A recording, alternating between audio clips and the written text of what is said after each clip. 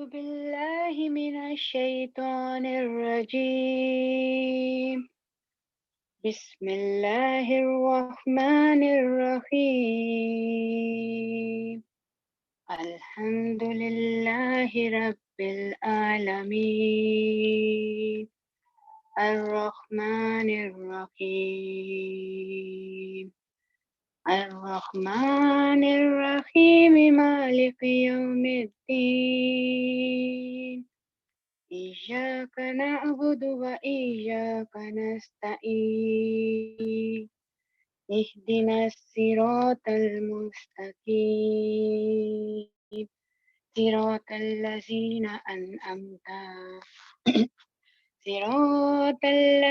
أنعمت عليهم غير المغضوب عليهم ولا الضالين. آمين. صدق اللہ العظیم.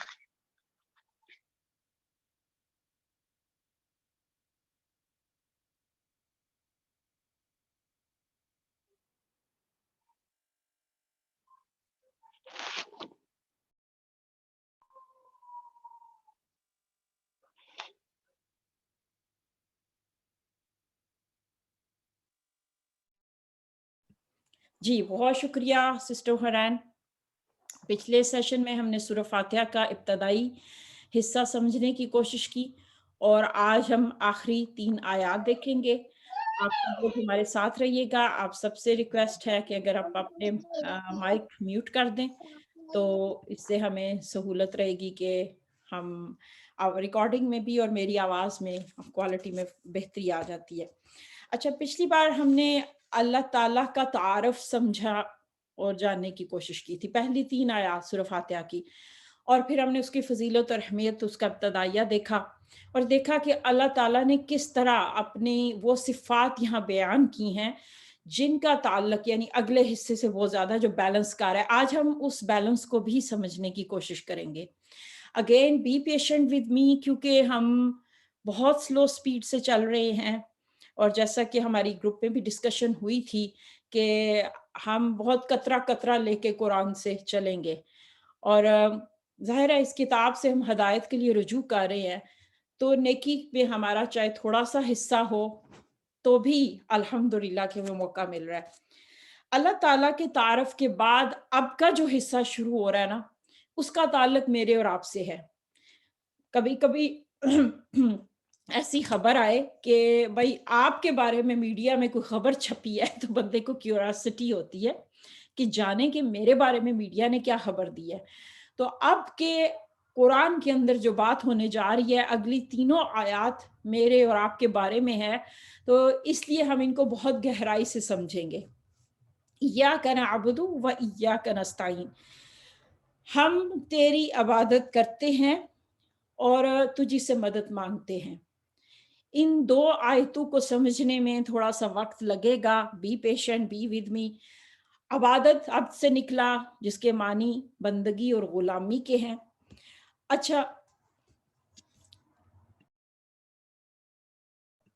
آپ اس میں نا ایک بات نوٹ کیجئے گا کہ لفظ کیسے آیا ہے، ایاکا، صرف تیری، یعنی پہلے لفظ آیا یہ آ سکتا تھا نا نعبدو کا، ہم تیری عبادت کرتے ہیں، لیکن اس کے بدلے میں تھوڑا سا جملہ ڈیفرنٹ آیا ہے. یعنی اردو میں آپ اس کو یوں سمجھے کہ جیسے میں یہ کہوں کہ فون مجھے چاہیے، گاڑی میں نے چلانی ہے، تو آپ کہیں گے کہ یہ جملہ تھوڑا بے ربط ہے، یہ تو ایسے آنا چاہیے نا، مجھے فون چاہیے، میں گاڑی چلا رہی ہوں. اردو میں تو ہم ایسے ہی بولیں گے نا. تو پھر یا لفظ پہلے کیوں آیا؟ اس کو تھوڑا سا نا آپ سمجھنے کی کوشش کریں کہ یا کہ صرف تیری عبادت کرتے، ہونا چاہیے تھا کہ ہم تیری عبادت کرتے ہیں. تو جو پہلے لے آیا، اللہ تعالیٰ کا ذکر پہلے آ گیا یا، تو اس سے نا وہ شدت سمجھ آ رہی ہے، وہ اخلاص کہ صرف اور صرف تیری غلامی میں ہم خود کو دیتے ہیں، صرف تیری بندگی کے لیے ہم حاضر ہیں. حالانکہ یہ لفظ صرف آیا نہیں ہے، لیکن یا کے اندر وہ شدت ہے، وہ اخلاص ہے. ہم دیکھیں، میں آپ ہم سب دل دماغ اور جسم کے مالک ہیں، ہمارے اندر ایموشنز ہیں. اسی لیے میں نے اس کا ٹائٹل رکھا نا کہ قرآن ہماری ایموشنل انٹیلیجنس کی بات کرتا ہے. یعنی ہم صرف انفارمیشن لینے والی مشین نہیں ہے، ہمارے اندر محبتیں ہیں، جذبات ہیں. اس کو سامنے رکھتے ہوئے فرض کیجئے کہ ہمارے پاس کوئی فرد آئے، ٹھیک ہے، آپ کے گھر میں کسی کی دعوت ہے، کوئی چائے پینے آ رہا ہے، اور یا اس کی فیملی میں، آپ کی فیملی میں سے کسی کا رشتہ ہوا ہے، اور اس بندے کی پوزیشن یہ ہے کہ وہ خود بھی مے بی کہ کسی امبیسی میں ہے، امبیسیڈر ہے وہ دوسرے ممالک کے کسی بھی ملک میں، اور اس کا جو بھائی ہے وہ مے بی کہ آرمی کا ہیڈ ہے، اور اس کا جو باپ ہے وہ بھی کسی بڑی اہم پوسٹ پہ ہے.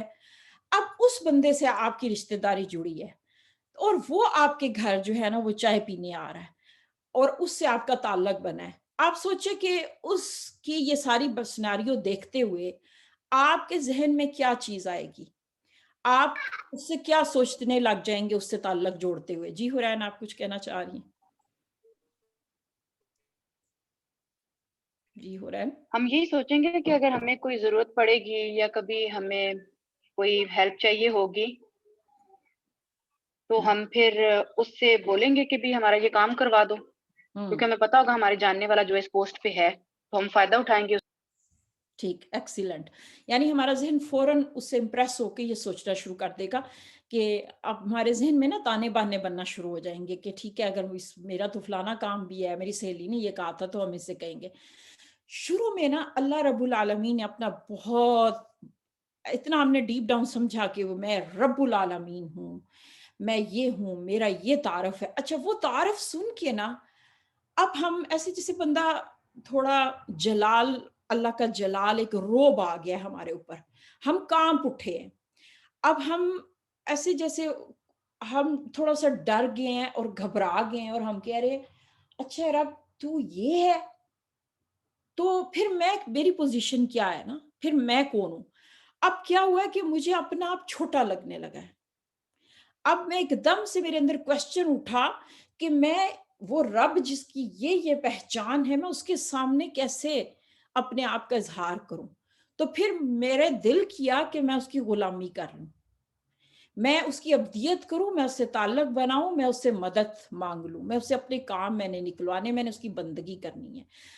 یوں سمجھیں کہ جیسے آپ نے کبھی غیر مسلموں کے انٹرویو سنے ہوں گے، جب غیر مسلموں کے سامنے اللہ کا تعارف، یا جو لوگ بھی اس مکہ میں بھی اسلام قبول کرتے تھے، وہ ایک روب آ جاتا تھا ان پہ، اور وہ بے ساختہ کلمہ پڑھتے تھے کہ یہ حق ہے، یہ رب العالمین ہے. تو وہ ایسے روب میں آ کے اللہ کے جلال سے جھک جاتے تھے. تو سورہ فاتحہ ایک قسم کا نا تجدید کرتی ہے. وہ جو ہم کلمہ شہادت پڑھتے ہیں نا، اسلام کے اندر جو لوگ آتے ہیں، یوں لگتا ہے کہ سورہ فاتحہ ہمیں مجبور کر دیتی ہے کہ دوبارہ کلمہ پڑھو، دوبارہ عبد بن جاؤ، دوبارہ اظہار کرو کہ ہم کیوں مسلمان ہیں. تو جس طرح ایک نان مسلم مسلمان ہوتے ہوئے جس فیلنگ اور جس طرح کے ایموشنز کا سے گزرتا ہے، سورہ فاتحہ ہمیں بار بار وہ ریفریش کرا رہی ہے کہ دیکھو یہ رب العالمین ہے، یہ اس کا تعارف ہے، تم عبد ہو، تم غلام ہو. پھر ہم بے ساختہ اس غلامی کے لیے تیار ہو جاتے ہیں. تو ہمیں یہ پوزیشن یاد دلا رہی ہے، ریفریش کر رہی ہے، اس عہد کی تجدید کر رہی ہے. اب دیکھیں، یہاں سے پھر کوشچن اٹھتا ہے کہ جب میں یہ ہمت کر کے کہہ رہی ہوں کہ اللہ میں نے تیرا تعارف سن لیا، اب میں فوراً تیری عبد بننے کو تیار ہوں، اور عبد ہر حال میں عبد ہے، میں تیری غلام بننے کو تیار ہوں. لیکن یہ کہ اب مجھے بتا مجھے کرنا کیا ہے نا، یعنی غلام کی ڈیوٹی کیا ہوگی، کیونکہ میں تو بہت ویک ہوں، میں تو خطا کار ہوں، میں اب تم سے عبدیت کی وعدہ کاری ہوں، تو اب مجھے مدد چاہیے عبد بننے کے لیے، مجھے یہ کام کیسے کرنا ہے، میری مدد کر. تو اس کے ساتھ ہی ہم فوراً کہتے ہیں ایاک نستعین. گویا اللہ تعالیٰ ہمیں خوشخبری دے رہا ہے کہ جب تم عبدیت کا اعتراف کرو گے، میرے پاس آؤ گے، تو تم کہیں اور مت جانا مدد مانگنے. مجھے پتا ہے کہ تم میرے ساتھ کمٹ کر رہے ہو, تم خود سے اعتراف کر رہے ہو کہ میں تیری عبد ہوں, تیری بندی ہوں, تو اب مدد بھی مجھ سے مانگ لو, یہاں سے مانگ لو, کیونکہ مدد تمہیں یہیں سے ملے گی, کہیں اور جانے کی ضرورت نہیں ہے. تو اگر تم نے میرا عبد بننا ہے, میری غلامی کرنی ہے, تو ایاک نستعین کہہ دو. تم جان چکے ہو نا کہ میں تمہارا رب ہوں, مالک ہوں, رحمان ہو, تو تم میری غلامی کر لو. غلامی تو کرنی پڑے گی, اگر اس کی نہ کی تو پھر دنیا میں یہ ایک سجدہ جسے تو گرا سمجھتا ہے 1000 سجدوں سے دیتا ہے آدمی کو نجات. اب اس کے غلام نہیں تو پھر پتہ نہیں کتنی غلامیاں کرنی پڑیں گی, تو پھر اس کے کیوں نہ کریں. اور ہماری پیدائش کا مقصد سورہ زاریات میں آیا کہ ہم نے جن اور انسانوں کو اس لیے پیدا کیا کہ وہ ہماری بندگی کریں. اب یہاں پہ ہماری بندگی کی بات آ رہی ہے, اس مقصد کی بات آ رہی ہے. اچھا, یہاں پہ ایک اور نقطہ جس پہ میں آپ کی توجہ دلانا چاہوں گی وہ یہ ہے کہ پہلے کہا کہ تم کہو کہ میں عبد ہوں, میں بندی ہوں, میں تیری غلامی کرتی ہوں, میں یہ کمٹمنٹ کرتی ہوں. کام شروع کرو پھر مدد مانگنی ہے. یعنی اللہ کا جو ذمہ لگایا ہے وہ کر کے پھر مدد مانگنی ہے. اس کے لیے نستعین کا لفظ کیوں آیا جبکہ عربی میں نصرت, مدد یا کئی اور دوسرے الفاظ بھی ہیں. لیکن نستعین کا لفظ اللہ نے کیوں چنا کہ ہم تجھ سے مدد مانگتے ہیں؟ اس کے لیے ہم ایک مثال سے سمجھنے کی کوشش کرتے ہیں, بلکہ اگر کوئی ہم سے شیئر کر سکے کہ آپ کے گھر میں کبھی کوئی چیز خراب ہوئی ہو, کبھی ایسا ہوا ہو کہ کوئی مشینری یا کوئی چیز خراب ہو گئی ہے, تو آپ کیا کرتے ہیں؟ کسی فوراً ہیلپ لیتے ہیں یا آپ کا طرز عمل کیا ہوتا ہے؟ ہم سب سے پہلے اس کو خود ٹرائی کرتے ہیں کہ ہم دیکھیں کہ اس میں پرابلم کیا ہے, اور اگر ہم نہیں کر سکتے تو ہم کسی بھی جو مکینک ہے, جو بھی اس کا ریلیٹڈ ٹو وہ بندہ ہے, اس کو کال کریں گے اور اس کو بلائیں گے. ٹھیک, صحیح ہے. اور یعنی آج کل تو وہ جی جی زوم میں بھی, سوری, آج کل تو یوٹیوب پہ خاص طور پہ بچے ہمارے تو فوراً, چھوٹا بیٹا بھی ہر چیز زوم یوٹیوب کھول کے دیکھ لیتا ہے, اس میں طریقہ بتایا ہوا, اس کا حل بتایا ہوا, یعنی آن لائن بھی ہیلپ لینے کی کوشش کرتے ہیں. ٹھیک ہے. اس سے پتا چلا کہ مدد مانگنے سے پہلے خود کو تھکانا, خود ایفرٹ ڈالنا ضروری ہے. یہی نستعین میں آ رہا ہے. یعنی آپ نے کوئی کام کیا اور اب آپ کو مدد چاہیے, آپ نے پہلے ایفرٹ ڈالی. اگر آپ ایفرٹ ڈالنے سے پہلے کسی پروفیشنل کو بلا لیں گے, ہو سکتا ہے اس کا صرف فیوز ہی بدلنے والا ہو, تو آپ کے تو پیسے ضائع جائیں گے نا. تو استعانت کا مطلب کیا ہے کہ آپ مدد کے طلب تب کریں گے, آپ کا حق تب بنے گا جب آپ پہلے کوشش کر رہے ہوں گے. تو یہاں سے نا اسلام کی ایک فلسفی پتہ چل رہی ہے, ایک ایسا قانون جس پہ آج کی دنیا بہت زیادہ کنفیوز ہو رہی ہے. جو کہ ہم مائنڈ سائنس کی بات کر رہے ہیں نا, تو آپ میں سے جن لوگوں نے بھی موٹیویشنل سپیچز بکس پڑھی یا آج کے دور کی ریسرچ آپ کے کانوں میں کبھی پڑھی, تو آپ نے دیکھا ہوگا کہ دنیا اس وقت 2 ایکسٹریمز میں ڈیوائیڈ ہو چکی ہے. ایک طرف وہ طبقہ ہے جو یہ کہتا ہے کہ ہمارے کرنے سے کچھ نہیں ہوتا, تو ہم ایفرٹ ہی کیوں ڈالیں, بس جو ہوتا ہے اللہ کی مرضی سے ہوتا ہے, میں کیوں جاب کے لیے نکلوں, اللہ ہے نا رازق, تو میں کیوں ایفرٹ ڈالوں, میں اپنے بچوں کا رشتہ کیوں ڈھونڈوں, جب اللہ کا حکم ہوگا ہو جائے گا. یہ ایک ایکسٹریم ہے. دوسری ایکسٹریم جو اس وقت یورپ میں یا ان لوگوں میں پائی جا رہی ہے جو اس کے لیے سائنس کا سہارا لیتے ہیں, وہ یہ کہ انسان کے پاس پاور ہے, انسان کے کرنے سے ہی سب کچھ ہوتا ہے. میں جو بلیو کروں میں وہ کر سکتی ہوں, میرے پاس وہ پاور ہے. اب دیکھیں یہ 2 ایکسٹریمز آ چکی ہیں اور لوگ اسی میں سے کسی ایک پہ چل رہے ہیں. تو ہمیں یہاں پہ صرف فاتحہ ان دونوں انتہاؤں سے کھینچ کے درمیان میں لے کر آ رہی ہے اور ایک فلسفی سمجھا رہی ہے, اور وہ یہ ہے کہ تم نے کوشش کرنی ہے, نتیجہ اللہ کے ہاتھ میں ہوگا. اللہ کوشش کرنے والوں کو رزلٹ دیتا ہے, جو کوشش ہی نہ کرے اس کے لیے کوئی وعدہ نہیں ہے. ہاں, کوشش کرنے کے بعد جو رزلٹ نکلے گا وہ اللہ کی طرف سے ہوگا. اب یہ بھی ہو سکتا ہے کہ ہماری زندگی میں وہ رزلٹ نہ دکھے جیسا ہم چاہ رہے ہیں, لیکن کوشش کرتے رہنا ہمارا کام ہے. اب دیکھیں, ایک طرف تو وہ کچھ لوگ ہیں جو کہتے ہیں کہ بھئی ہم نے کوشش ہی نہیں کرنی, بس اللہ کے چاہنے سے ہو جائے گا, اور دوسری طرف وہ دعویٰ کر رہے ہیں کہ بس جو کرنا ہے میں نہیں کرنا ہے. تو ہم یہ کہہ رہے ہیں نہیں, میں نے کوشش کرنی ہے, نتیجہ اللہ کے ہاتھ میں ہے.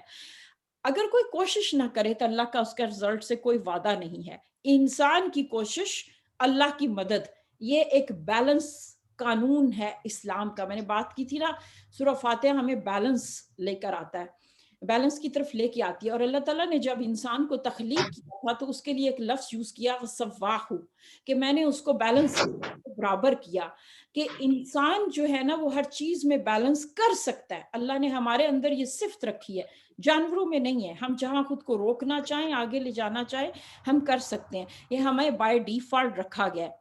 اب دیکھیں کہ میں بات کر رہی ہوں، یہ ہماری کلیئر ہوگی کہ ٹھیک ہے بھائی، میں بندی بن چکی، میں عبد ہوں، میں غلام ہوں، میں نے کوشش کرنی ہے، میں نے مدد مانگنی ہے.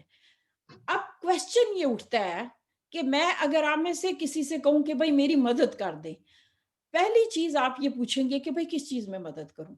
ٹھیک، آپ کو کیا مدد چاہیے؟ پہلا نیچرلی کویسچن یہ آئے گا. اب یہاں پہ نا لفظ نستعین آ رہا ہے کہ ہم تجھ سے مدد مانگتے ہیں، اور بالکل یہ کلیئر نہیں کیا گیا کہ کس چیز میں مدد. اب اس کو ہم سمجھنے کی کوشش کریں گے. یعنی یہاں پہ کسی چیز کو لمٹ نہیں کیا جا رہا. اس کی کئی وجوہات ہو سکتی ہیں. ایک مثال سے سمجھتے ہیں. فرض کیجئے کہ کوئی بندہ ہے اور خدا نخواستہ وہ ڈوب رہا ہے، اور آپ کو وہ آواز دیتا ہے، صرف آپ ہی مدد کے لیے میسر ہیں. تو آپ مجھے بتائیں، آپ اس ڈوبتے بندے سے کیا پوچھیں گے؟ وہ مدد کے لیے پکار ہے، آپ کیا کہیں گے سب سے پہلے اس کو؟ سوئمنگ آتی ہے آپ کو؟ جی جی کہہ سکتے ہیں کہ نہیں؟ پھر جلدی سے چھلانگ لگائیں گے، اس کو تیرنا نہیں آتا، ڈوب رہا ہے، بچا لو اس سے، پہلے تو پوچھیں گے نا جی جی آپ کیا پوچھیں گی؟ کہ آپ تیر سکتے ہیں، تیرنا آتا ہے؟ ہاں اگر وہ ٹھیک تیر ہی نہیں سکتا تو ڈوب رہا ہے تو جلدی سے اس کو بچانا پڑے گا. ٹھیک، صحیح ہے، سمجھ آ گئی. جی قرآن، آپ کیا کہنا چاہ رہی تھی؟ میں اس سے پوچھوں گی نا کہ اگر تم ڈوب رہے ہو تو ٹیمپریچر بتاؤ مجھے اندر کا کیا ہے، پھر اس حساب سے پھر میں اس کو بچاؤں گی. اگر ٹھنڈا ہے تو پھر کوشش کروں گی پیچھے ہی رہوں. صحیح تو ہے. اس طرح سے میں اس کی یعنی ہیلپ کروں گی. آپ اس کا پہلے انٹرویو لو گی. ٹھیک ہے، تو پورا انٹرویو کروں گی نا، پانی کے حالات بتاؤ اندر کے. صحیح ہے. اور اس دوران وہ بیچارہ ڈوب گیا تو آپ کا انٹرویو تو آدھا رہ جائے گا. ٹھیک ہے، اس انٹرسٹنگ آنسر. یہ تو پوچھنے کا ٹائم نہیں ہے، تو چھلانگ لگانے کا ٹائم صحیح ہے، یہ وہ مذاق کر رہی ہے. اچھا اب دیکھیں یہاں پہ آپ سمجھ سکتی ہیں نا کہ کوئی بندہ ڈوب رہا ہے نا، اب وہ کیا ہے، وہ ڈیسپریٹ ہے. اب آپ اس سے ڈیٹیل نہیں پوچھیں گے کہ بھائی ہاں پانی کا ٹیمپریچر کیا، جیسے ہو رہا ہے کا، آپ اس کا انٹرویو نہیں کریں گے. آپ کو نظر آ رہا ہے اس کو کیا مدد چاہیے. یوں لگ رہا ہے کہ جب ہم ایاک نستعین کہنے جا رہے ہیں نا، ہم بہت ڈیسپریٹ ہو چکے ہیں. ہم یہ بتانا ہی بھول گئے کہ کیا مدد چاہیے. ایک یہ بھی وجہ ہو سکتی ہے کیونکہ اب ہم اتنے ڈیسپریٹ ہیں. ہم نے ایک ایسی کمٹمنٹ کر لی ہے کہ اب میں سوچ میں پڑ گئی، اچھا میں نے یہ جاب لی ہے، اب میں اس کی ٹرم کنڈیشن پڑھ رہی ہوں. ابھی ہم ٹرم کنڈیشن کی طرف بھی جائیں گے. تو میں ایسے جیسے نا گھبرا گئی ہوں، اور مجھے یہ کہنا ہی بھول گیا کہ مجھے کیا مدد چاہیے. مال میں چاہیے، صحت میں چاہیے، تقوی میں چاہیے، آمدنی میں چاہیے، کہاں چاہیے. میں بس کہہ رہی ہوں مجھے مدد چاہیے کیونکہ میں ڈیسپریٹ ہوں. نہ مجھے یہ یاد رہا ہے میں پوچھوں کہ بھائی پانی کا ٹیمپریچر کیا ہے، مجھے تیرنا آتا ہے، مجھے کیا آتا ہے. میں ڈیسپریٹ ہوں، زندگی میں موت کا معاملہ آ چکا ہے. تو یوں لگتا ہے کہ ہم گھبراہٹ میں اللہ کو پکار رہے ہیں، بے چینی میں. ہم جو ہے نا اللہ کو بتانا بھول گئے ہیں، تفصیل غائب ہو گئی ہے. اور یہ بھی ہم اس کی وجہ جان سکتے ہیں کہ کوئی ایک ضرورت نہیں، لمٹ لیس، کہ بھئی ہر چیز میں مجھے ضرورت ہے، ہر چیز میں تیرے بغیر نہیں چل سکتی. اس میں کیا ہوا کہ ہر چیز آ گئی، ہر چیز میں کا اضافہ ہو گیا. لیکن ایک چیز ایسی ہے جس کے لیے مجھے بطور خاص چاہیے. نستعین میں سب کچھ آ گیا، ٹھیک، لیکن ایک چیز میں اس کو ریپیٹ کرنا چاہوں گی کہ جس میں مجھے بطور خاص مدد چاہیے، اور وہ کیا ہے؟ اہدنا الصراط المستقیم.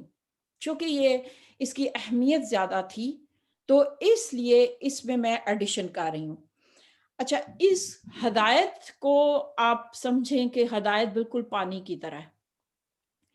کبھی آپ نے یہ جملہ سنا یا بولا کہ بھئی بہت دن ہو گئے، مجھے ٹائم نہیں ملا، میں پانی نہیں پی سکی، یا یہ کہ کل پی لیا تھا تو آج ضرورت نہیں رہی ہے، یا آج پی لیا ہے تو مجھے اگلے 2 دن کی ضرورت نہیں رہی ہے. پانی کیا ہے؟ پانی بار بار کی طلب ہے، بار بار کی ضرورت ہے، پیاس ہے. آپ کو ایسا نہیں ہوا کہ کبھی پانی پینا بھول گیا اور کئی دن گزر گئے آپ پانی نہیں پی سکے، یہ ممکن نہیں ہے. تو اس لیے آپ دیکھیں کہ ہدایت بالکل پانی کی طرح ہماری ضرورت ہے. باقی چیزیں ہمیں مل رہی ہیں، ہمیں یہ دیکھیں نہیں ہوتا کہ بھئی میں سورج مانگوں، ہوا مانگوں اللہ سے، وہ سب مجھے مل رہا ہے. لیکن ہدایت ایک ایسی چیز ہے جو مانگنے سے ملتی ہے. علم آپ سیکھ سکتے ہیں، آپ لے سکتے ہیں، لیکن ہدایت مانگے بغیر نہیں ملتی اور طلب کے بغیر نہیں ملتی. اور اللہ چاہ رہا ہے کہ بار بار تمہیں مانگنی پڑے گی، اس کے لیے تمہیں بار بار آنا پڑے گا. ہدایت ہدایت ہدایت یہ بہت قیمتی ہے. اور میں اپنے بچوں کو خود ہدایت نہیں دے سکتی، میں اپنے شوہر، سگے بہن بھائی، والدین، میں کسی کو ہدایت نہیں دے سکتی، یہ میرے اختیار میں نہیں ہے. اور یہ کسی یعنی ہدایت صرف اللہ سے ملے گی، چاہے آپ کس نیشنلٹی کے ہیں، تقویٰ کس لیول کے ہیں، کس نسل میں ہیں، یعنی کسی بھی پوزیشن میں ہے، ہدایت کی آپ کو ضرورت رہے گی. اچھا آپ دیکھیں کہ ایک چھوٹی سی مثال سمجھیں کہ میں فرض کریں کسی کے گھر گئی اور میں نے ان سے پانی مانگا، مجھے پیاس لگی تھی، پر کوئی ایسی وجہ ہوئی کہ وہ بھول گئے نا، اور 10-15 منٹ گزر گئے، میں ان کے گھر گئی ہوں، مہمان، انہوں نے مجھے پانی نہیں دیا. اچھا اب دیکھیں وہ 15 منٹ اگر تو مجھے کوئی خاص پیاس نہیں ہے تو اٹ شوڈ بی اوکے. میں سوچوں گی کہ ہاں بھائی وہ کوئی بچوں کے ساتھ بزی ہوگی کچن میں کوئی فون آ گیا ہوگا تو یا ان کے ذہن سے نکل گیا ہوگا، مجھے کوئی فرق نہیں پڑے گا. لیکن یہیں 15 منٹ اگر کوئی فرد صحرا میں ہو اور اس کا شدت سے برا حال ہو اور اس کی جان نکل رہی ہو، تو وہ سوچے کہ وہ 15 منٹ اس کے لیے کیسے ہوں گے، زندگی موت کا معاملہ بن جائیں گے. اور وہ پھر 15 منٹ نہیں رکے گا، وہ فوراً مانگنا شروع کر دے گا، ڈیسپریٹ ہو جائے گا. اب کیا ہوا؟ رویہ بدل گیا، ایٹیچیوڈ بدل گیا، طلب بدل گئی صرف حالات کی وجہ سے. تو یہاں پہ یہ کہنا کافی نہیں ہے مجھے ہدایت چاہیے، وہ رویہ اور وہ شدت چاہیے. اور وہ شدت کیسے آئے گی؟ یہاں پہ اللہ تعالیٰ سورہ فاتحہ میں ہمیں سمجھا رہا ہے.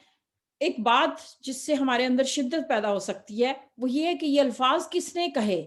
نبی صلی اللہ علیہ وسلم ہر نماز میں کہہ رہے ہیں اہدنا الصراط المستقیم، یعنی ان کے منہ سے یہ ادا ہو رہے ہیں. تو پھر سوچے کہ ہماری پوزیشن کیا بنتی ہے. ہم ڈیسپریٹ ہیں، اور یہ بھی ممکن ہے کہ کوئی تلاوت تو بہت خوبصورت کرے، کسی کی تجوید بہت اچھی ہو، لیکن سورہ فاتحہ رویہ مانگتی ہے، سورہ فاتحہ ایٹیچیوڈ مانگتی ہے، طلب مانگتی ہے. اس کو غلام اور مالک کی مثال سے سمجھ لیں. غلام اور مالک کی مثال قرآن میں بھی بار بار دی گئی ہے. غلام اور مالک کی پوزیشن میں کیا ہے؟ اب میں نے اور آپ نے غلامی کا دور نہیں دیکھا، لیکن اگر ہو سکے نا تو آپ لوگ غلامی پہ جو اس وقت فلمیں بننا شروع ہوئی ہیں، ایک غالباً تھا 12 years of slavery، کچھ اس طرح کی تھی، جس میں ایک شخص کی اپنا گزرا تھا، جو ابھی امریکن سلیوری جو بھی ہماری پچھلی نسلوں نے دیکھی، جن کی اگلی نسلیں ابھی زندہ ہیں، یعنی جس وقت غلامی چل رہی تھی، دوبارہ دنیا میں اس کا رواج ہو گیا تھا. ہو سکے تو آپ کچھ اس میں سے دیکھیے گا، ڈاکومنٹریز یا فلمیں، اسے سمجھ آتی ہے کہ غلام کس کو کہتے ہیں. اور پھر بندہ 2 دن نہ کھانا کھانا بھول جاتا ہے، اتنی وہ تکلیف دہ جرنی ہوتی ہے.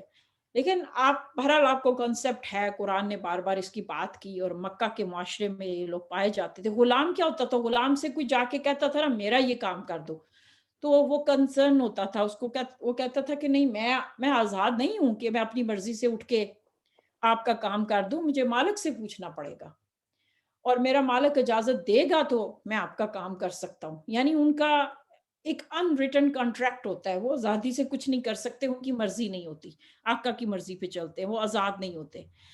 اب اس سے کیا بات پتہ چلی کہ وہ جو اپنی مرضی نہیں کر سکتا وہی غلام ہے. اور دوسری کیا پتہ چلی؟ وہ غلام ایسا ہوگا کہ جس کو یہ پتہ ہوگا کہ مالک کی مرضی اور ناراضی کس چیز میں ہے. کیونکہ اگر اس کو پتہ ہی نہ ہو تو پھر تو اس کے جو دل میں آئے گا وہ کرے گا، پھر تو وہ آزاد ہوا، غلام نہ ہوا. تو اب کیا پتہ چلا مالک کا یہ کام بنتا ہے وہ غلام کو کلیئرلی بتا دے کہ میں تمہارا مالک ہوں اور میری تم سے یہ ایکسپیکٹیشنز ہیں اور میری مرضی اور ناراضی اس چیز میں ہے.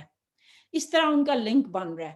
تو اب جب ہم نے یہ مان لیا کہ اللہ میرا مالک ہے، مالک کی یوم دین ہے، رب ہے، میں عبد ہوں، تو پھر مجھے یہ پتا ہو کہ اس کی ناراضی اور راضی کس چیز میں ہے. تو اس کے لیے میں اہدنا الصراط المستقیم کہہ رہی ہوں کہ اللہ مجھے بتا دے. یہ نہ ہو کہ میں اپنی مرضی کرتی پھروں، وہ کروں جو آزاد کار ہے. آزاد اور غلام میں یہ فرق ہوتا ہے کہ غلام اپنی مرضی نہیں کر سکتا. تو میں نے کہا کہ میں تیری غلامی میں خود کو خود دیتی ہوں. تو اللہ پھر وہ مجھے طریقہ بتا. میں تو اسے مانگ رہی ہوں کہ مجھے وہ رستہ دکھا جس پہ چل کے میں معلوم کر سکوں کہ میری مالک کی مرضی کس میں ہے، وہ ناراض کس چیز سے ہوتا ہے. کیونکہ میں نے کمٹمنٹ مانگ لی ہے، میں نے کمٹمنٹ باندھ لی ہے، اور اس لیے میں تجھے رب مانگ کر خود کو کمٹ کر رہی ہوں. اچھا، رب اور ہدایت مانگنے کا ذکر بار بار قرآن میں اکٹھا آیا ہے. جہاں پہ رب کا لفظ آیا ہے وہاں پہ ہدایت کا لفظ آیا ہے. ہدایت خدا سے نکلا ہے، ہدیہ یا تحفہ. آپ نے لفظ ہدیہ اردو میں بھی استعمال ہوتا ہے، تحفہ بھی استعمال ہوتا ہے. اب یہ دیکھیں کہ اگر خدا نہ خواستہ کوئی راستہ بھول جائے صحرا میں، صحرا کی مثال میں بار بار اس لیے دے رہی ہوں کہ اگین قرآن میں یہ مثالیں بہت زیادہ استعمال ہوئی ہیں. میں اور آپ شاید صحرا کو ہم نے نہیں دیکھا، یا ہم نے وہ صرف خوبصورت چمکتی ہوئی ریت جو تصویروں میں آتی ہے وہ تو بڑی خوبصورت لگتی ہے. صحرا اصل میں موت کا کنواں ہے، کیونکہ اس میں راستہ بھول جائے نا تو آپ سرکلز میں گھومنے لگ جاتے ہیں، آپ کو پتہ نہیں چلتا. تو فرض کیجئے کہ کوئی بندہ صحرا میں راستہ گم کر بیٹھا ہے، وہاں پہ نیویگیشن بھی اس طرح سے نہیں چلتا جیسے روڈز پہ چلتا ہے. تو آپ کو کیا لگتا ہے سب سے پہلی ضرورت اس کی کیا ہوگی جو اس کو ملے؟ کیا اس کی ڈیسپریٹ نیڈ کیا ہے؟ پانی پانی ہے اس کی. ٹھیک ہے، اور لیکن راستہ ڈائریکشن کہ کس ہاں راستے پہ میں جاؤں، جی میں تو بالکل، گم ہوں. کیونکہ اور پانی پی کے وہ اگر پھر بھی راستہ بھولا رہے گا تو اس کی زندگی پھر بھی خطرے میں ہے. تو اگر آپ کو اس کی مدد کرنی ہے تو آپ کو کیا تحفہ دینا ہے اس کو؟ کہ گھر کا راستہ بتانا ہے. اصل مدد یہ ہے، صرف پانی نہیں ہے.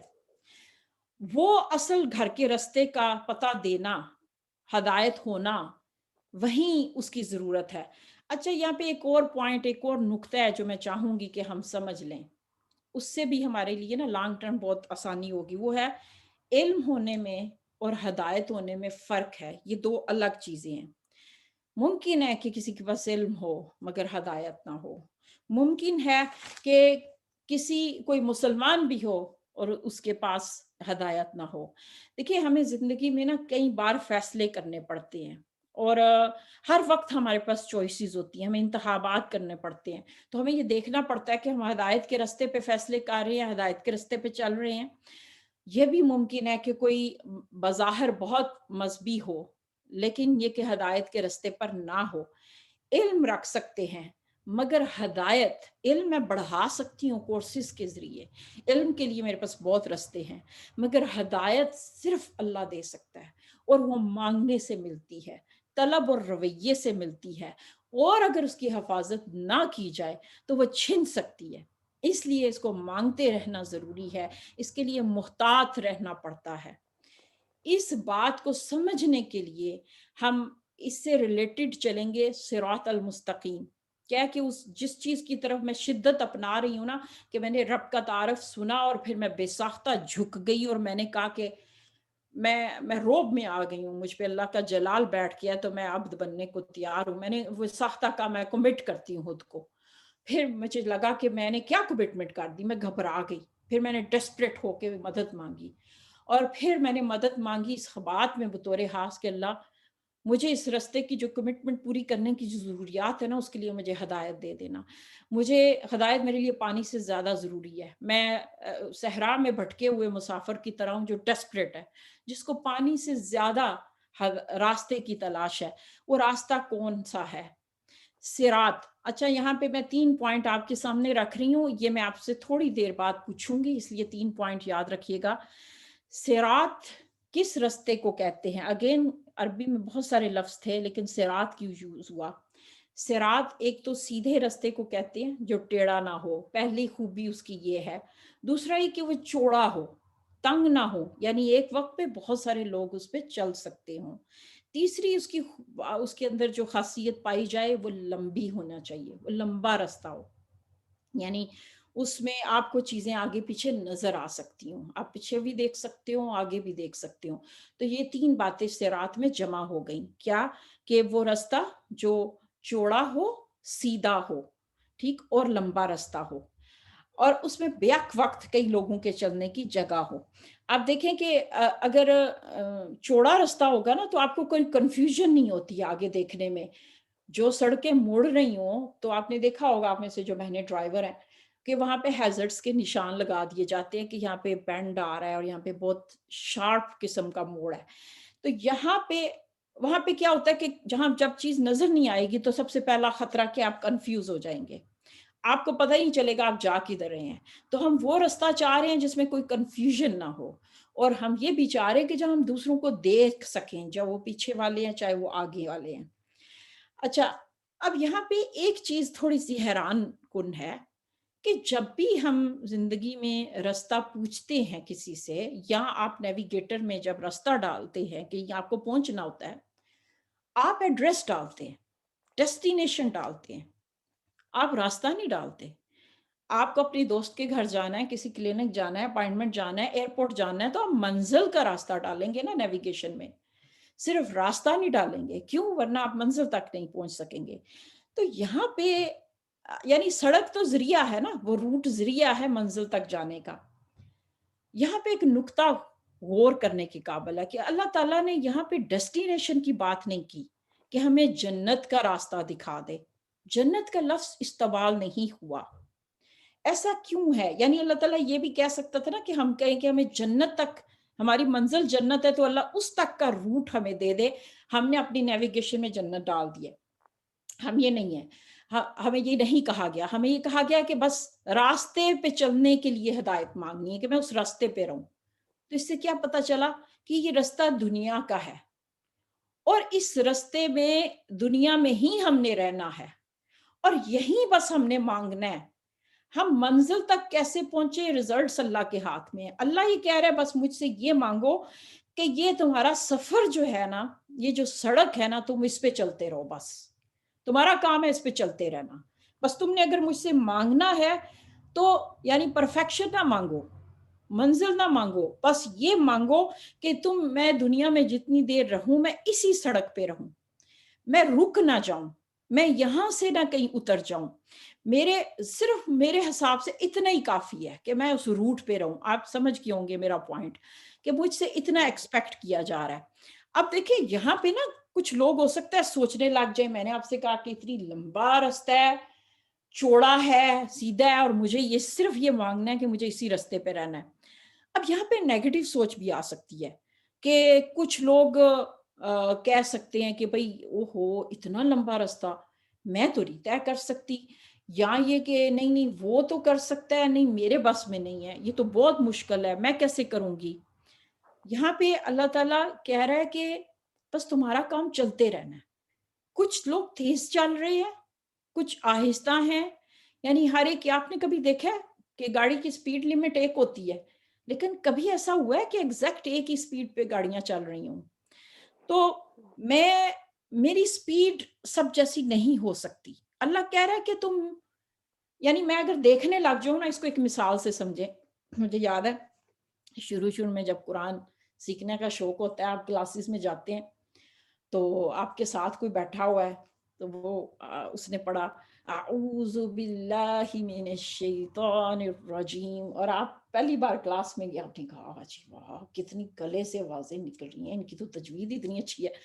मुझे उन्हें सूरह फातिहा पढ़ी और आप इम्प्रेस हो गए, वाह जी वाह, इसका तो इतनी फर तजवीद से कुरान पढ़ रही है। अब आपकी बारी आई है तो आप ना परेशान हो गए और आप सोचने लग जाए कि नहीं ये तो कर रही है तो मैं तो नहीं कर सकती, ये तो जन्नत से करीब है। यहाँ कंफ्यूजन क्यों हुई कि यानी यूं लगता है कि जैसे उसके उनके पास तो जन्नत का टिकट है। यहाँ पे मसला ये हो रहा है कि हम इल्म और हदायत को अलग नहीं कर रहे, हम इसको इकट्ठा समझ रहे हैं। यानी हम ये चीज कंफ्यूजन पैदा कर देती है हमारे अंदर, हालांकि ऐसा नहीं होना चाहिए। अपनी स्पीड को दूसरों से कंपेयर ना करें। अल्लाह ताला ने हर एक को डिफरेंट तरीके से पैदा किया है। आपको अगर कंपेयर करना है, मैं इंस्पायरेशन की बात नहीं कर रही, आप तकवा में इंस्पायर होते हैं, वो करने को कहा गया है, हमारे पास हैं ऐसे मॉडल्स। इंस्पायरेशन लेना एक अलग बात है, लेकिन दूसरों से खुद को इस तरह कंपेयर करना कि फिर जैसे ऐसा हुआ है, मैं खुद क्लासेस का हिस्सा रही हूँ, कि ना आप सोचने लग जाते हैं कि नहीं, शायद मैं उस लेवल पे नहीं इस रास्ते पे चल सकती, इसकी स्पीड बहुत तेज है, तो मेरे लिए तो रास्ता बहुत मुश्किल है। नेगेटिव सोच आ सकती है। आपको अगर कंपैरिजन करना है ना, तो सिर्फ ये देख लें कि भाई मेरा गुजरे कल से मेरी आज बेहतर हो गई, बस ये मुआवजा कर लें।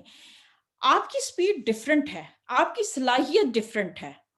अल्लाह ने किसी को, हम सबको एक जैसा पैदा नहीं किया, इसलिए आपको सिर्फ अपनी बेहतरी उस रास्ते पे चलते रहना, यानी परफेक्शन की कोशिश नहीं करनी। इल्म अहम है, लेकिन इल्म से ज्यादा हदायत अहम है। अब इल्म आपका मकसद नहीं है, बल्कि हदायत मकसद है। सीखें, खूब सीखें, बल्कि अल्लाह से कहें कि मैं ये क्लासेस ले रही हूँ, मैं सीख रही हूँ, और सीखने की सलाहियत पैदा करें, तजवीद भी सीखें, सब कुछ सीखें, लेकिन याद रखें कि हदायत आपको लेनी है और इस रास्ते पे रहने की दुआ करते रहना है, परफेक्शन नहीं मांगनी। ये खतरा है कि इल्म तो बहुत सारा आ जाए लेकिन हदायत ना आए। यानी बाज लोगों के पास फिका का इल्म है, बाज ने कुरान और नबी सल्लल्लाहु अलैहि वसल्लम की सीरत पे भी किताबें लिखी हैं, लेकिन बाज औकात वहाँ हदायत मिसिंग होती है। बाज दफा इल्म आने के बाद लोग जो हैं वो खुद को बरतर समझने लगते हैं और उनके अंदर गुरूर पैदा होता है। और याद रखें, गुलाम मगरूर नहीं हो सकता। मैं तो, आप तो गुलाम है ना। अच्छा, अब यहाँ पे एक और इंटरेस्टिंग पॉइंट ऐड हो रहा है, वो है कि सिरात का लफ्ज मैंने अभी आपको समझाया, ठीक, कि उसमें क्या थी, क्वालिटीज थी। अब अगेन आपको में से किसी को याद हो कि वो 3 क्वालिटीज क्या थी जो मैंने आपको बताई? सीधा रास्ता, चौड़ा रास्ता और लंबा रास्ता। Excellent, well done. अच्छा, अब सिरात में लफ्ज सीधा भी आ रहा है, फिर सिरातल मुस्तकीम क्यों कहा अल्लाह ने? इंटरेस्टिंग है ना, मुस्तकीम भी सीधे को कहते हैं। रेपिटिशन क्यों आई कि मुझे सीधा रास्ता दिखा, वो रास्ता जो सीधा हो, यानी रिपीट हो रहा है, क्योंकि मुस्तकीम भी सीधे को कहते हैं। लेकिन मुस्तकीम में एक और चीज का अजाफा हो रहा है। मुस्तकीम उस सीधे रास्ते को कहते हैं जो ऊपर की तरफ जाए, सीधा हो लेकिन ऊपर की तरफ जा रहा हो। गोया जब आप इस सड़क पे चलेंगे ना, तो ये याद रखें, ये सड़क चढ़ाई की सड़क है।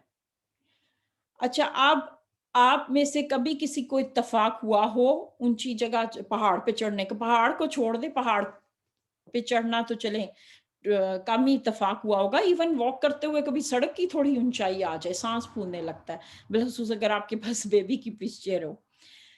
एक बात, आप नहीं भी चढ़े, हम सब समझ सकते हैं कि चढ़ाई मुश्किल होती है, और अगर किसी को लुढ़कना हो, नीचे की तरफ आना हो, वो बहुत आसान है। इस मिसाल से ही आपको मुस्तकीम की समझ आ गई। मुश्किल क्यों है? जब आप पहाड़ पे चढ़ना शुरू करते हैं या ऊंचाई पे, तो क्या होता है, ग्रेविटी आपको खींचती है नीचे की तरफ। आप पहाड़ पे जितना ही ऊंचा क्यों ना चढ़ जाएं, कश्य सकल ग्रेविटी हमेशा रहती है। ऐसे ही है ना, इवन जो दुनिया के सबसे भी बड़े बड़े पहाड़ हैं, या इवन जहाज भी ऊपर चला जाए, वो ग्रेविटी की हदूद में रहे, तो वो ग्रेविटी उसको खींचती है जमीन। वो ग्रेविटी क्या है?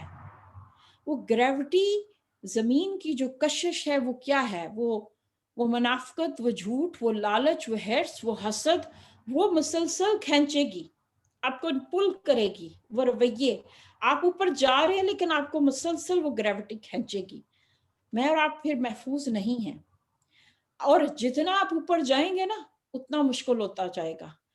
आपने अक्सर उलमा को रोते देखा होगा कि वो जब ऊपर चढ़ जाती है ना, तो वो नीचे देख के तो खौफजदा हो जाते हैं, वो उतना ही रोते हैं, क्योंकि उनको पता होता है कि कोई नीचे से नीचे गिर जाए ना तो इतना खतरा नहीं है, लेकिन अगर कोई ऊपर से गिरे ना, तो उसका जो हशर होगा, वो जमीन में धंस जाएगा, फिर उसके लिए उठना मुश्किल होगा। वो बहश्ती ज़ेवर के جو رائٹر ہیں مولانا اشرف علی تھانوی، ان کے والد صاحب کا ایک جملہ ہے، وہ جب اسپیچ کر رہے تھے کہیں تو انہوں نے بڑا خوبصورت جملہ کہا کہ انہوں نے کہا کہ لوگوں، میں وہ جامعہ جس جامعہ کے پڑھے ہوئے تھے، بہت بڑے عالم تھے، کہ میرا شیطان بھی وہاں سے میرے ساتھ پڑھا لکھا ہوا ہے، یعنی میں جدھر جدھر گیا ہوں اس نے میرے ساتھ اتنی ہی مشقت، اتنی پڑھائی بھی کی ہے، تو میرا شیطان بھی پڑھا لکھا ہے۔ تو گویا علماء کی جو ہے وہ اسی طرح سے ان کی شدت وہ بڑھتی چلی جاتی ہے نا، کیونکہ ان کو اپنی اونچائی پہ جانا ان کو مزید عاجز کرتا ہے۔ تو آپ نے اکثر علماء کو گریہ زاری کرتے دیکھا ہوگا، اور کئی بار ایسے بھی ہوا کہ کوئی قائم نہ رہ سکا اور نیچے گر پڑا۔ اب یہاں پہ ہو سکتا ہے کہ بے ساختہ کوئی کہے کہ اچھا ہے کہ پھر اتنا علم لیا ہی نہ جائے، اچھا اس سے ہم لا علم رہیں، تو اتنی اونچائی نہ ہو، نہ ہی گرنے کا خطرہ ہو۔ ابھی میں اس بات کا بھی جواب دوں گی۔ اب اللہ تعالیٰ اس رستے کی ہمیں نزاکت سمجھا رہا ہے۔ اونچائیوں اور چڑھائیوں میں ہم خود سے نہیں چڑھ سکتے۔ اب یہاں سے ہم یہ جاننا چاہ رہے ہیں کہ دوسرے لوگ یہاں پہ کس طرح ڈرائیو کرتے ہوئے گئے، کس طرح وہ سیفٹی سے پہنچے، کس طرح وہ باحفاظت پہنچے۔ ہمیں ان کے بارے میں جاننا ہے جو ہم سے پہلے گزر کے گئے اور اپنی منزل انہوں نے پا گئی۔ تو یہاں پہ اب قرآن ہمیں تھوڑی سی اور مثال سمجھانے لگا ہے۔ صراط الذین انعمت علیہم غیر المغضوب علیہم ولا الضالین، آمین۔ اب یہاں پہ ہمیں بات بتائی جا رہی ہے کہ جب تم اس صراط مستقیم پہ چڑھنا شروع کرو گے نا، تو تم مجھ سے یہ کہنا کہ بھائی مجھے ان لوگوں کا راستہ بتا دینا جن پر انعام ہوا۔ انعام کسے کہتے ہیں؟ انعام نعوم سے نکلا، جس کا مطلب سمودھ، لگژری، آسانی۔ اچھا، آپ میں سے کبھی کسی نے گائے یا گھوڑے کی چال دیکھی ہے؟ دونوں کے کیا فرق ہوتا ہے چلنے میں؟ یا بلی لے لیں، گھوڑا دیکھ لیں، کتا دیکھ لیں، وہ کیسے چلتی ہیں اور گائے کیسے چلتی ہے؟ گائے اسموتھلی چلتی ہے، اور جو بلی اور گھوڑا اور کتا یہ اچھل اچھل کے چلتے ہیں۔ جی، انعام گائے کو بھی کہتے ہیں۔ گائے بڑی سمودھلی چلتی ہے، ایسے جیسے بس اس کے پاس پورا دن ہے، چرتی ہوئی جا رہی ہے بڑی آسانی سے۔ اس چلنے کو نعوم اس چلنے کو کہتے ہیں جس میں ہموار رستہ ہو، سموتھنس ہو، آسانی ہو، لگژری ہو، یعنی اس کا سفر بڑا مزے سے جا رہا ہے۔ تو اللہ تعالیٰ کو ہم یہ کہہ رہے ہیں کہ بہت ہی آرام، بہت لگژری، بہت آسانی، انعام، آرام دہ۔ ابھی ہم بات کر رہے تھے چڑھائی پہ چڑھنے کی، تو اب یہاں پہ ہم کہہ رہے ہیں کہ اللہ تعالیٰ وہ جو اوپر چڑھے لیکن ان کا رستہ بڑا سموتھ ہو گیا اور وہ بڑے آرام سے اوپر چڑھ گئے، ایسے جیسے ان کو پتہ ہی نہیں چلا۔ آسان سا رستہ مشکل تھا، چڑھائی بھی تھی، لیکن اللہ تو نے آسان کر دیا۔ اچھا، یہاں پہ دیکھیں نوٹ کیا ہے کہ انعمتا، تو نے آسان کر دیا۔ رستہ مشکل تھا، انہوں نے کوشش کی، تو رزلٹ اللہ نے یہ دیا کہ ان کے لیے وہ رستہ آسان کر دیا۔ کمال ان کا نہیں تھا، کوشش انہوں نے کی، مگر رزلٹ کا کمال اللہ کے ہاتھ میں تھا۔ تو گویا ہم نے اوپر چڑھنا ہے، کوشش کرنی ہے، لیکن رزلٹ اللہ کے ہاتھ میں ہے۔ اور فرض کیجئے کہ آپ کا بچہ یونیورسٹی گیا ہے، یا آپ خود جب کسی جگہ نئی جگہ ایڈمیشن لیتے ہیں، کوئی نیا کورس شروع کرتے ہیں، تو اب آپ کو ایگزام دینا ہے یا وہ کورس شروع کرنا ہے، تو آپ کدھر سے گائیڈ لیتے ہیں؟ آپ کدھر سے جانتے ہیں کہ بھائی مجھے کیسے پتا چلے کہ مجھ سے پہلے یہ جو کورسز جن لوگوں نے کیے وہ لوگ کیسے پاس ہوئے؟ پھر اس کے لیے لازمی بات ہے کہ آپ یہ دیکھنے کی کوشش کرتے ہیں۔ ہمارے زمانے میں تو خلاصے اور گائیڈیں ہوتی تھی، لیکن آپ یہ جاننا چاہتے ہیں کہ جو سٹوڈنٹس پاس ہوئے، جنہوں نے فرسٹ گریڈ لیے، جنہوں نے پوزیشنز لی، ان کا طریقہ کیا تھا؟ کیوں؟ اچھا، جو کلاس فیلوز ہیں نا، وہ تو آپ کے ساتھ ہیں، ان کو دیکھ کے تو آپ کو پتہ نہیں چل سکتا نا کہ بھئی یہ فرسٹ آئے گا، یہ فیل ہو جائے گا۔ ان کو دیکھنے سے اتنی اچھی طرح سے اندازہ نہیں ہوگا۔ تو آپ کو کیا کرنا پڑے گا؟ آپ کو وہ اسٹوڈنٹ سے آپ ہو سکتا ہے ملنا چاہیں، آپ اساتذہ سے پوچھنا چاہیں کہ مجھے ان اسٹوڈنٹس کے بارے میں بتائیں جو مجھ سے پہلے یہ کورس کر چکے اور پھر انہوں نے اس کو کامیابی سے پاس کر لیا۔ تو پھر اس کے لیے کیا کرنا پڑے گا؟ وہ تاریخ پڑھنی پڑے گی، وہ قصے جو قرآن نے بتائے کہ کون لوگ تھے جن پہ انعام ہوا، جو اس چڑھائی کے رستے پہ آسانی سے چلے۔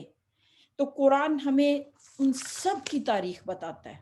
قرآن کے قصے جو ہیں وہ بہت زیادہ اس کی بات کرتے ہیں، اور انہی قصوں میں جہاں انعام یافتہ لوگوں کی بات ہے وہاں پہ وہ غیر المغضوب کی بات کر رہا ہے. غیر کا لفظ تغیر سے نکلا. تغیر کہتے ہیں تبدیل ہونا. اچھا آپ نے لفظ سنا ہوگا اس کا ترجمہ کہ جن پر تیرا غضب نازل ہوا ان کے رستے سے بچانا. یہ شاید آپ کی گزرا ہو یہ ترجمہ. حالانکہ یہ لفظ تیرا نہیں آیا.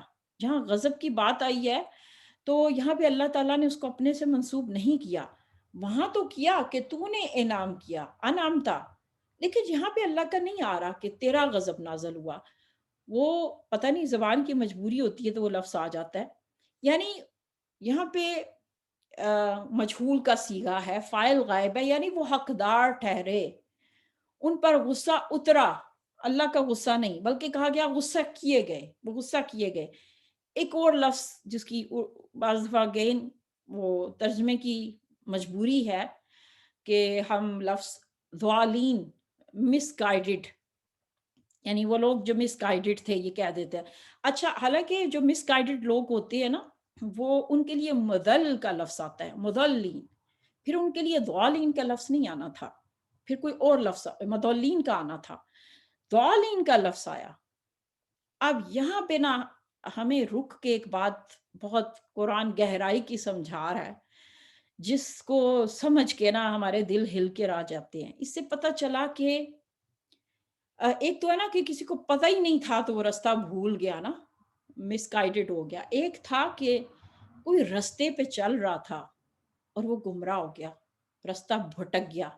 وہ مس گائیڈڈ نہیں ہے، وہ لاسٹ لوگ تھے. ان کو پتہ تھا، بات کی پتہ تھا، منزل پتہ تھی، رستہ پتہ تھا، پھر بھی وہ بھٹک گئے. یہ بڑی خطرے والی بات تھی. قصور بن رہا ہے ان کا، وہ قصور کہ وہ گم ہو گئے. ان کی غلطی تھی کہ وہ گمراہ ہوئے، راستہ بھول کے بیٹھے. یہ مضل اور ضال میں فرق ہے. دو گروپ بن گئے، ایک وہ جو گمے ہوئے غضب کے حقدار تھے، اور ایک جن پہ یعنی ایک وہ جو راستہ بھول بیٹھے اور ایک جن پہ غضب آیا. اور یہاں پہ بھی لفظ اسم آ رہا ہے کہ ناؤن کا لفظ آیا ہے. اب دیکھیں کہ یہاں جہاں پہ بھی آپ کو یاد ہے نا کہ یہ بات ہر درس میں ریپیٹ ہوگی کہ جہاں پہ اسم آ جاتا ہے، ناؤن آ جاتا ہے، وہاں پہ وقت کی قید اٹھ جاتی ہے، ماضی، حال، مستقبل. جہاں پہ بات آئی تھی نا ہدایت یافتہ لوگوں کی تو وہاں پہ آپ نے دیکھا ماضی کا صیغہ آیا، انعمتا، جن پر تو نے انعام کیا. جو پیچھے دیکھنا پڑے گا کہ میں پیچھے دیکھ لوں کہ ان پہ انعام ہوا، ماضی کا صیغہ جو گزر چکے ان کی بات ہو رہی ہے. لیکن یہاں پہ اس مارا ہے گویا کہ یہ جو گروہ ہیں جو راستہ بھول چکے ہیں، جو لاسٹ ہو گئے ہیں، جو حقدار ٹھہرے ہیں، مغضوب ہیں، وہ آج بھی ہیں، گزرے لوگوں میں سے بھی ہیں، آنے والے لوگوں میں سے رہیں گے. یہ دو گروپ اون گوئنگ ہیں، یہ ہمیشہ ہیں، ہمیشہ رہیں گے. یہاں پہ قید نہیں ہے، یہاں پہ صرف ناؤن چوز کر دی تو اس میں کوئی بھی گروپ شامل ہو سکتا ہے. اچھا اب یہ اس چیز کو نا کہ بھئی لاسٹ کون ہے جو گمراہ ہے اور کون ہے جس پہ غصہ کیا گیا، اس کو ایک مثال سے سمجھیں. آپ میں سے بہت ساری بہنیں مائیں ہیں اس لیے ان کو یہ مثال اچھی سے سمجھ آئے گی. میرے بچوں کے ساتھ آپ کبھی ہوا ہوگا کہ آپ کیک بنا کے میں نے فریج میں رکھ دیا، ٹھیک ہے. میں نے دونوں بچے میرے چھوٹے تھے، میں نے ان سے کہا سمجھ لیں کہ عمار 10-12 سال کا اور رابعہ 8-9 سال کی. تو میں ان دونوں کو پتا تھا کہ فریج میں کیک پڑا ہے، لیکن میں نے عمار سے کہا کہ یہ کیک ہے، مہمانوں کے لیے رکھا ہے، آپ نے اسے نہیں کھانا. تو وہ یہ کہہ کے چلی گئی. اب جب میں واپس آئی تو آپ نے دیکھا ہوگا نا بچوں کے منہ پہ کیک لگا ہوتا ہے، وہ کہتے ہیں دیٹ واز این ایکسیڈنٹ. لیکن بہرحال اب دیکھیں کہ وہ کیک غائب ہے. اب مجھے غصہ کس پہ آئے گا؟ مجھے عمار پہ غصہ آیا کیونکہ اس کو میں نے بتایا تھا تم نے یہ نہیں کرنا اور اس نے کیا، تو مجھے اس پہ غصہ آ گیا، ٹھیک ہے. وہ غصے کا حقدار ٹھہرا. رابعہ پہ مجھے غصہ آئے گا لیکن اتنا نہیں، کیونکہ عمار سے میں نے ڈائریکٹ کہا تھا. رابعہ کی غلطی کیا ہے؟ وہ کنفیوز ہو گئی. اس نے عمار کو کھاتے دیکھا تو اس نے سوچا کہ میں بھی کھا لیتی ہوں, بس اس کو اس کرتے دیکھ کے اس نے بھی کر لیا. لیکن غلطی رابعہ کی بھی ہے. وہ مجھ سے پوچھ سکتی تھی کہ امی آپ نے یہ کیک رکھا ہے, اس کا مقصد کیا ہے؟ تو گویا غلطی اس کی بھی بنتی ہے. ہاں, عمار کی زیادہ بن رہی ہے. تو رابعہ لاسٹ ہوئی, لیکن عمار اس پہلی کیٹیگری میں آ سکتا ہے.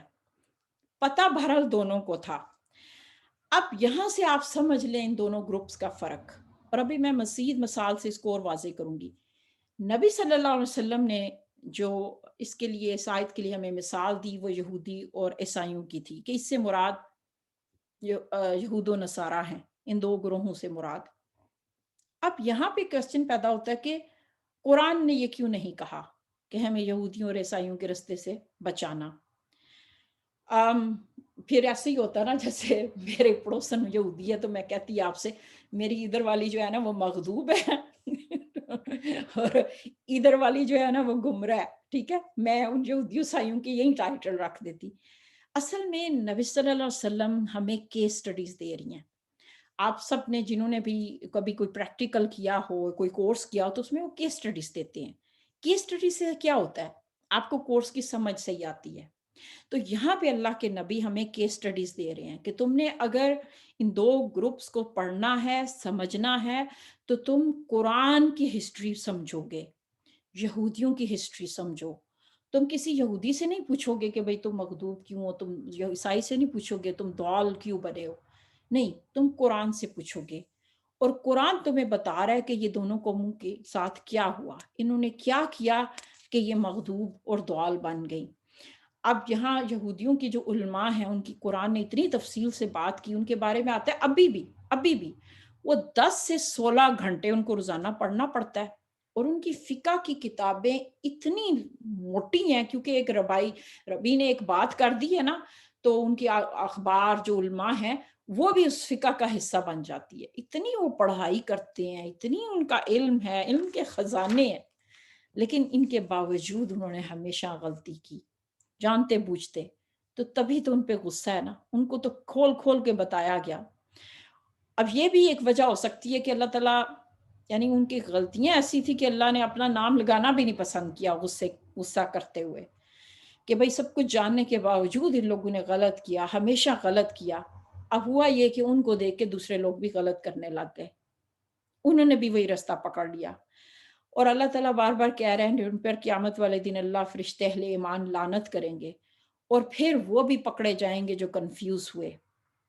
تو ہمیں یہاں پہ ہم یہ کہہ رہے ہیں کہ اللہ ہمیں ان لاسٹ لوگوں کی طرح نہ کرنا, کہ کیونکہ جب کوئی لاسٹ ہوتا ہے, جب بھی آپ راستہ بھولتے ہیں تو آپ کی ذمہ داری کیا بنتی ہے؟ آپ پوچھ لیں نا کسی سے. بائی نیچر ہم کیسے ہیں, ایک بچے کو اسکول میں ایڈمیشن بھی دلانا ہو تو ہم ریسرچ کرتے ہیں, اچھے سے اچھے کی چیز تلاش رہتے ہیں. ایک سوٹ ہی خریدنا ہو تو 10 دکانوں پہ ریسرچ کرتے ہیں. تو مجھے بڑی حیرت ہوتی ہے ان جملوں پہ جب کہا جاتا ہے کہ ہمیں کیا پتا کون صحیح ہے کون غلط ہے. یہ کیا کہ ہم ذمہ داری سے بری ہو جاتے ہیں, گویا ہماری کوئی ذمہ داری نہیں بنتی. آج کل بہت فرقے بنے ہوئے ہیں, جی ہمیں نہیں پتا, اور اسپیشلی یہ جملہ کوئی کہتا ہے نا کہ ہمیں یہی نہیں پتا کہ کون صحیح ہے, اور پتہ نہیں کس پہ اللہ راضی ہو جائے, گویا ہم اللہ پہ الزام لگا رہے ہیں کہ اللہ نے تو بتانا ہی بھول گیا. قد تبین الرشد من الغی, کہ اللہ نے ہدایت گمراہی کو الگ کر دیا. تو یہاں سے یہ سمجھ پتہ چل گیا کہ حساب ان کا بھی ہوگا جنہوں نے راستہ نہیں پوچھا, جو لاسٹ تھے, جو لا علم رہے, ان کا بھی حساب ہوگا, ان کی بھی پکڑ ہوگی. تو یہاں پہ بھی آپ دیکھیں کہ یہاں پہ بھی توازن آ رہا ہے. میں آپ سے بار بار کہہ رہی ہوں نا کہ سورہ فاتحہ جو ہے وہ بار بار توازن کی بات کر رہی ہے, اس کو ابھی ہم سمجھیں گے. لیکن آپ دیکھیں کہ یہاں پہ اللہ تعالیٰ اس گروپس کی بات کر رہا ہے نا, کہ جو لوگ اس دنیا میں یہی 2-3 گروپس ہیں, کہ یا وہ انعام یافتہ ہیں, یا وہ معدل ہیں, یا وہ مغضوب ہیں. چاہے وہ پچھلی صدی میں تھے, اب ہیں کسی ملک میں, کسی بھی جگہ پہ ہیں. یہیں دنیا پوری 3 گروپس میں ڈیوائیڈ ہو چکی ہے.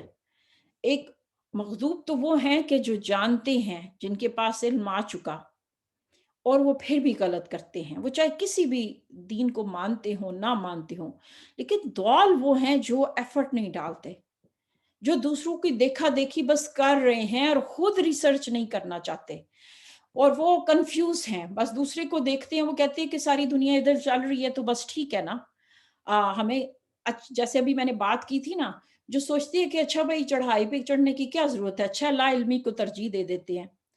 अब जो ला इल्म है वो ज्यादा भटकने के चांसेस में है, यानी वो कोशिश ही नहीं कर रहा, वो एफर्ट ही नहीं डाल रहा, तो अल्लाह की मदद वो नस्ताइन कहने का हकदार नहीं है।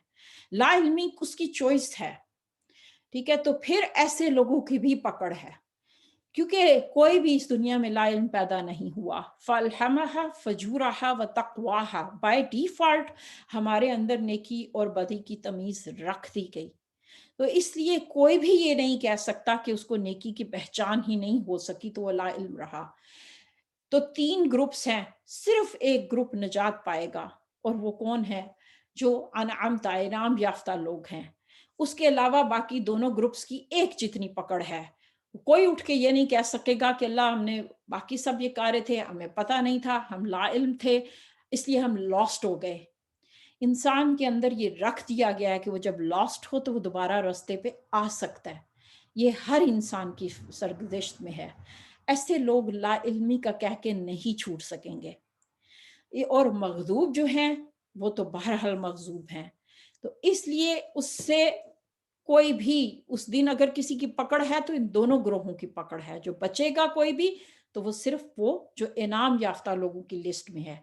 अब यहाँ से सूरह फातिहा का खूबसूरत तवाज़ुन समझने की कोशिश करें। मैंने आपसे कहा था ना कि इसमें हर चीज़ में बैलेंस है। शुक्र और तारीफ का बैलेंस इकट्ठा रख के अल्हम्द पहला चीज़ आई, फिर अर्रहमान रहीम और मालिक यौमिद्दीन, यानी सिर्फ अर्रहमान रहीम से नाजायज़ फ़ायदा उठा सकते थे कोई लोग, मालिक यौमिद्दीन कह के दोनों को बैलेंस कर दिया गया। और फिर पहली 3 आयात किसके बारे में आई? अल्लाह रब्बुल आलमीन के बारे में। और जब आपने आज आखिरी 3 आयात समझने की कोशिश की तो उसमें हमारी बात आई, बल्कि बीच की जो आयत है इय्याका नअबुदु व इय्याका नस्तईन, ये बैलेंस है इसमें। इसको अगर अलग से लें तो इसमें हमारी बात है और अल्लाह ताला की भी बात है। और इसी तरह फेल और इस्म, अगर आप ग्रामर के लिहाज से इसमें गौर करें तो उसका भी बैलेंस है। पहली 3 आयात इल्म था, अल्लाह का तारुफ इल्म। आखिरी 3 आयात एक्शन था, मुसलसल एक्शन की बात।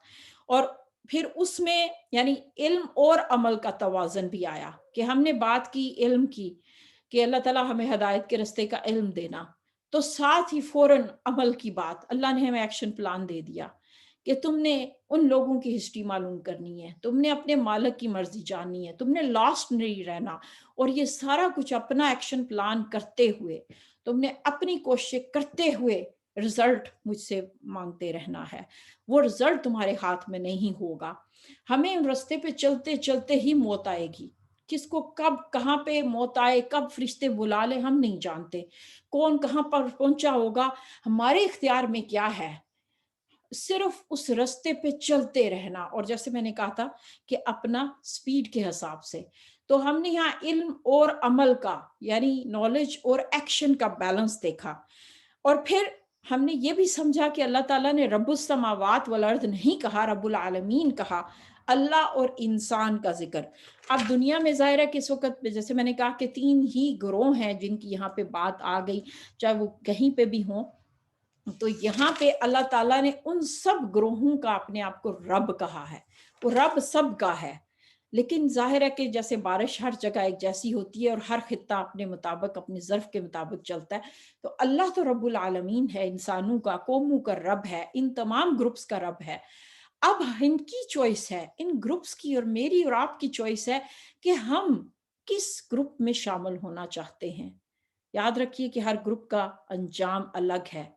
और इस सूरत को जितना आपने समझा, इसको अगर आप कंपेयर करें जहां कुरान खत्म हो रहा है सूरह नास पे, तो एग्जैक्ट वही बैलेंस आपको वहां मिलेगा। बस 2-3 बातें करके उस सूरह नास की तो मैं इसको इख्तिताम की तरफ ले जाऊंगी कि वहां पे भी मालिक कुल अऊज़ु बिरब्बिन नास, मालिकिन नास, इलाहिन नास, तीनों आयात अल्लाह ताला की तारफ की आई। मालिक भी आया, रब भी आया, इलाह भी आया, या का नाबुदू कि हम तेरे बंदे हैं, तू इलाह है, तू माबूद है, हम तेरी बंदगी करते हैं। इलाहिन नास उसमें आ गया। तो गोया जहां से बात शुरू हुई वहां पे ही बात खत्म होगी। تو سورہ فاتحہ کو کسی نے مزید سمجھنا ہو تو وہ سورہ ناس کو سمجھ لے. ان دونوں کا بڑا خوبصورت بیلنس ہے. قرآن جہاں سے چلا وہیں پہ اس نے بات آخر پہ بھی ریپیٹ کی ہے. اور جب ہم سورہ بقرہ، اللہ تعالیٰ ہمیں ہمت اور توفیق دے، جب ہم اس کو سمجھیں گے اگلی بار، ہو سکتا ہے اگین میں 2 آیتیں کروں، 3 آیتیں کروں. ہم نے کہا اہدنا الصراط المستقیم تو اس نے فوراً جواب دے دیا ذالک الکتاب لا ریب فیہ ھدی للمتقین، کہ تم نے مجھ سے ہدایت کی دعا کی، یہ لو تمہارے پاس جواب میں بھیج رہا ہوں. ہم اس کا لنک سمجھیں گے. اسی طرح سورہ فاتحہ کا جس طرح یعنی کہا گیا نا سورہ فاتحہ ہے اور پھر پورا قرآن اس کی تفسیر ہے. آپ سورہ فاتحہ کی اس ڈیٹیل کو ذہن میں رکھتے ہوئے میرے ساتھ باقی صورتوں کی جرنی کیجئے گا تو آپ کو خود بخود وہ بیلنس اور وہ جو تصور، جو تھیم ہم نے اس میں سمجھا، ہر صورت میں آپ کو اس کی ریپیٹیشن ملے گی، اس کے رب ہونے کی، مالک، عبد، اور بار بار ہم جو اس کے عبد ہیں، اس کے عبد ہونے کی، وہ ہماری پوزیشن کیا ہے. ہم بار بار اس چیز کو سمجھیں گے، علم اور ایکشن کو سمجھیں گے. ہم پچھلی قوموں کی تاریخوں کو جانیں گے. ہم ان گروپس کی صلاحیتوں کے بارے میں پڑھیں گے. یعنی بار بار چیز اس کے ارد گرد گھومے گی. تو گویا جب ہم نے سورہ فاتحہ پہ وقت لگایا تو ہمارے لیے اس رستے پہ چلنا انشاءاللہ سمودھ ہو جائے گا. تو بہت شکریہ آپ سب کی اتنی توجہ کا اور اس محفل میں آنے کا. مجھے امید ہے کہ اس پوری جو گفتگو ہے اس سے کچھ نہ کچھ ہم نے سیکھا اور سمیٹا ہوگا. تو میں اب آپ لوگوں کی طرف آنا چاہوں گی. جو اب تک کی گفتگو ہوئی ہے اس حوالے سے اگر آپ کچھ بھی سامنے رکھنا چاہیں، کچھ پوچھنا چاہیں، ڈسکس کرنا چاہیں تو انشاءاللہ اب میں مائک آپ کی طرف لے کر چلوں گی. جی بات کیجیے.